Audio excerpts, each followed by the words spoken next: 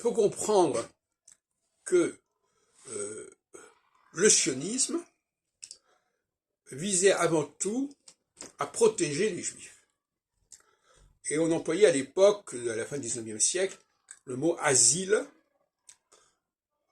c'est le mot qui est employé, refuge pour les Juifs persécutés. Ça ne se situe pas dans une problématique de fin de l'histoire, etc. Donc c'était simplement un lieu de refuge. Pas forcément permanent, pas forcément pour une durée indéfinie. Et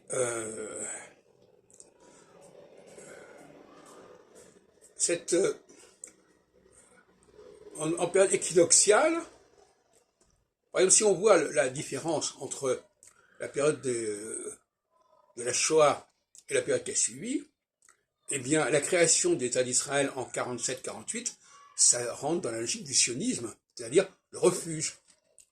On accorde aux Juifs un lieu de refuge qui se trouve dans une partie de la Palestine, puisque c'est comme ça que c'est prévu par le plan de partage de 47, le 29 novembre 47 à l'ONU, et qui après est transformé avec le départ des Britanniques en mai 48 et puis la réaction des Arabes, pour arriver à une situation qui aura duré jusqu'en juin 67, pendant une vingtaine d'années.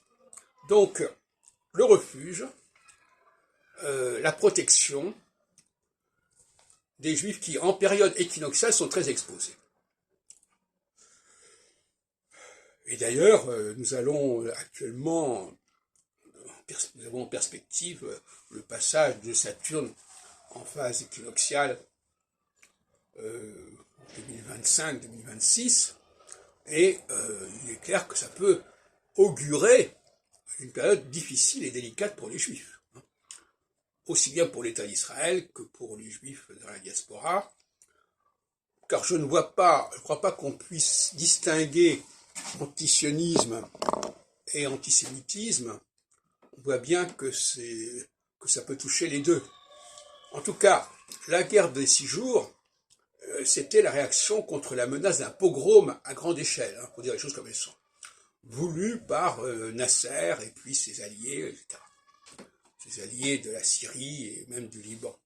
Et donc, voilà, la période solsticiale, c'est la période de protection des Juifs, de leur permettre d'exercer leur présence de manière efficace et utile, avec tout ce que ça peut avoir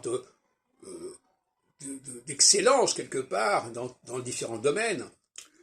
Et la période équinoxiale, c'est le rejet de cette présence, de cette domination.